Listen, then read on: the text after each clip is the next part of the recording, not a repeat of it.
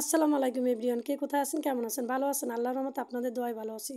আজকে হচ্ছে যে সন্ধ্যা থেকেই ভিডিওটা শুরু করে দিলাম। আগে তো সকালবেলা থেকেই শুরু করে দিচ্ছিলাম। এখন সন্ধ্যার পর থেকেই মনে করলাম যে আগের দিনের কাজগুলো সব রেডি করে রেখে দিই। আগের দিনের কাজগুলো মানে আমি আগেই থেকেই রেডি করে রেখে দিই। প্রথমেই কতগুলো শাক নিয়ে আসছিলো বাজার থেকে, রাত্রে সেই শাকগুলোর আমি একটু কুটে কাটে নিচ্ছি। এর ভিতরে আলু না দিলে ভালো লাগে তা বলেন, এই জন্য আলু আবার একটা আলু আমি কুটে নিচ্ছি, মানে কেটে কেটে নিচ্ছি যেন আলুটা দিলে শাকটা মজা হয় তার জন্য। আর এই শাকগুলো ছিল একজনের গাছের শাক, সে আমাকে দিছিল। সেই মানে সেই অনুযায়ী শাক অনুযায়ী আমি মানে আলুটা কুটে কেটে নিচ্ছি, তারপরে ময়লাটা ফেলাই দিচ্ছি। আর এই তো শাক কোটা হয়ে গেছে। শাক করতে তেমন ঝামেলা হয়নি, কারণ কি শাকগুলো ভালো ছিল, সতেজ ছিল, তার জন্য কোনো ঝামেলা হয়নি পথে। তারপরে এই তো ধুয়ে ফেললাম, ধুচ্ছিলাম আর একটু ভালো করে ধুয়ে নিলাম, যে দেখা গেল যে পোকামাকড়, গাছপালায় তো পোকামাকড়ই থাকবে তাই না, তার জন্যই একটু ভালো করে ধুয়ে টুয়ে নিলাম সুন্দর করে, যেন শাকগুলো যেন ভালোভাবেই যেন পরিষ্কার হয়। আর এইখানে এসেই দেখলাম যে আমার হাজব্যান্ড রুটি বানাচ্ছে, সেই রুটি খাবো, তার জন্য প্রস্তুতি নিচ্ছিলাম, এটা রাতের খাবার। আর এইখানে আমি কিছু মানে ওই রাইস কুকারটা ধুয়ে একটু চাল চড়াই দিলাম। সকালবেলা রান্না করব, তার জন্যই আগে ভাগে অগ্রিম চালগুলোরে ধুয়ে রেখে দিলাম। অনেক সময় চাল ধুয়ে রাখলে অনেক মানে ভালো হয়, তার জন্য। এই তো আমার চাল ধোয়া শেষ, 2-3 ধোয়া দিচ্ছি, আপনারা বললেন না যে একটু ধোয়াই শেষ, এর আগেই ধুয়ে নিচ্ছি। আর ভিডিওতে যতটুকু দেখাতে পাচ্ছি অতটুকুই। আর এখানে প্লেট ছিল, প্লেটটা ধুয়ে নিচ্ছি। আর ওই যে এই যেখানে একটু তরকারি ছিল, তরকারির মানে ঝোলটা পুরোই একদম ধুয়ে টুয়ে নিচ্ছি সুন্দর করে। ধুয়ে আমি এখনও হচ্ছে যে এইভাবে উঠিয়ে রাখবো।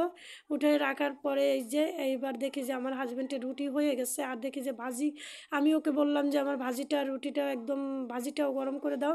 ও যেই কথা সেই কাজ, ভাজিটাও গরম করে দিল আর রুটিও আমি খাবো তার জন্য। আর এইখানে কিছু মাছ ছিল, মাছগুলোর একটু মানে হাত দিয়ে একটু হলুদ মরিচ দিয়ে ম্যারিনেট করে রেখে দিলাম, কালকে রান্না করব তার জন্য। আর হচ্ছে যে এইটা বেসিনটা পরিষ্কার করে নিলাম। আর এই তো আমি শাক চড়াই দিব পরের দিনের সকালবেলা। শাকটা আমি রান্না করতেছি, ভাজি করব, রান্না করব না, তার জন্য শাক কড়াইতে দিয়ে দিলাম আর একটু পানি দিয়ে দিলাম। আর এর ভিতরে একটু লবণ, একটু হলুদ, এইগুলো দিয়ে একটু আমি ঢাকনা দিয়েই হচ্ছে যে ঢেকে দিব। ঢেকে দিয়ে মানে 10 মিনিট পরে আসব। আর কাঁচা জালও দিলাম, দিয়ে তারপর 10 মিনিট পরে এসে মনে করলাম যে আর একটু পানি না দিলে সিদ্ধ হবে না, একটু পানি দিয়ে আমি এভাবেই করি। পানি দিয়ে অন্য কাজে চলে গেলাম, অন্য কাজ বাজ করতেছিলাম। আর এদিকে ফাঁকে ফাঁকে এসেই রান্নাটা দেখতেছিলাম। রান্নাটা দেখে মনে হচ্ছিল যে মানে সেদ্ধ হচ্ছে হচ্ছে মানে ঠিকঠাকই। তারপর তো এই যে পানিটা যখন টেনে আসবে তখনই আমি এটারে বাগার দিব। তা পানিটা টেনে আসছিলো আর আমি বাগার দিতেছিলাম। আর এই ভিতরে তেল দিয়েছিলাম, তারপর পেঁয়াজ দিয়েছিলাম, আর একটু হচ্ছে যে রসুন দিয়ে দিব। আর রসুন দিয়ে এবার আমি এইটারে ভাজা ভাজা করব। ভাজা ভাজা করেই হচ্ছে যে আমি এর ভিতরেই মানে শাকটা দিয়ে দিব। এখন পর্যন্ত ভাজা হয়নি, এইবার ভাজা হয়ে গেছে, এখন আমি শাকটা অ্যাড করে দিলাম। শাকটা অ্যাড করে দিয়েই নাড়াচাড়া দিচ্ছিলাম। নাড়াচাড়া দিয়ে আলুটারে ঘুটি কাটে দিচ্ছিলাম, আলু যদি ঘুটে না দিই তাহলে তো মজা হবে না। আর এই ফাঁকেই আমি সব অন্য অন্য কাজ বাজ করবো, তার জন্য এখন শাকটা হয়ে গেছে। শাকটা কড়াইতে মানে একটা বাটিতে উঠিয়ে রাখলাম কড়াই থেকে। এখন কড়াইটা হচ্ছে যে আমি ধুয়ে দেবো। শাকটা হয়ে গেছে, এখন আমি কড়াইটা ধুয়ে দিচ্ছি।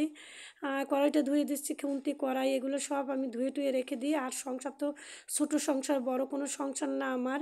যাই হোক, এগুলো সবগুলোই রেডি রেডি করে তারপর আমার এই যে মালগুলো সব পরিষ্কার পরিচ্ছন্ন করে এই পর্যন্ত ভিডিওটা শেষ। আল্লাহ হাফেজ।